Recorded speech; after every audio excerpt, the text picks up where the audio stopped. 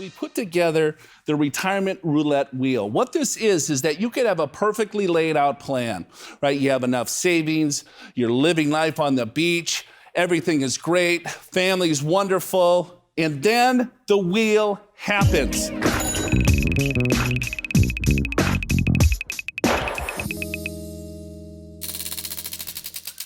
What could happen to your retirement? Oh, early retirement. Alan, early retirement. So what does that mean?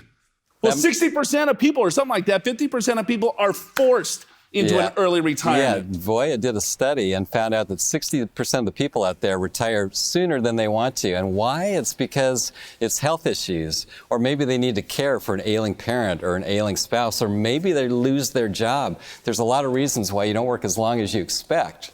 And so you need to have sort of a plan for that. Guess what else could blow up your retirement? Spinning the wheel. Outliving your savings. Oh, that's a tough one. What do you do there, Al?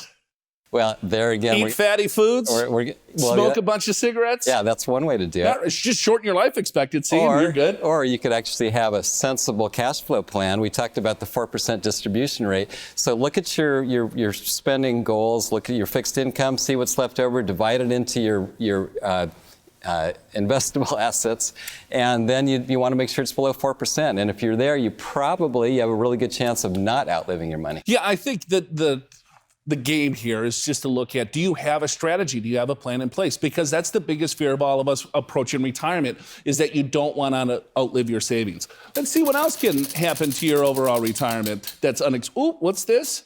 Oh, high medical expenses. Oh boy, there's another one, right? Because Fidelity each year, Joe, comes out with a study, and they recently looked at a 65-year-old couple, and they're estimating that the medical costs and health insurance is going to be $280,000 over your lifetime. Of course, then, Joe, you hear that number and you freak out, but it's easier to think about it annually. It's about $5,000 per person per year. Yeah, but we talked about long-term care. There's all sorts of different things as we get older. The good news is that we're getting older.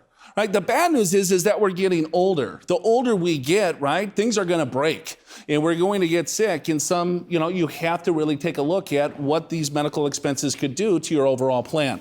Let's keep spinning this bad boy here. Isn't this fun? All right. Outliving your savings. We already went there. Let's spin it again. What do we got? Ooh, long-term care. Already took that. Spin it again. Ooh, disability. Oh, disability. Oh, boy. That's a tough one. And I actually just saw a recent study that estimated that a 35-year-old has about a 50% chance of being disabled for 3 months or longer by the time they reach age 65.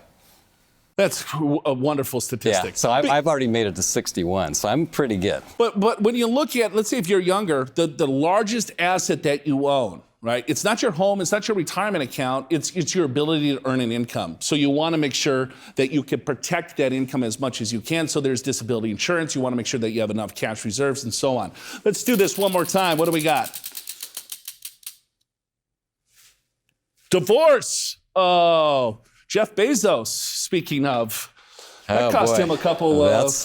That can be one of the most expensive things that ever happens to you. And I think right off the bat, of course, you got to figure out how to split your assets.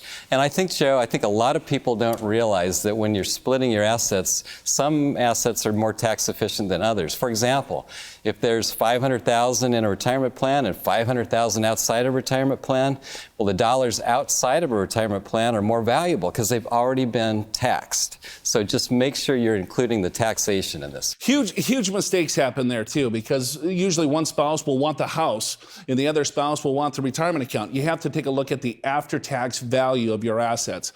And then guess what? You only have half the assets now, and is that going to be enough to maintain your overall lifestyle? So that's retirement roulette, folks. There's a lot of things that can throw a curveball in your overall retirement strategy. You just want to make sure that you have contingency plans for everything.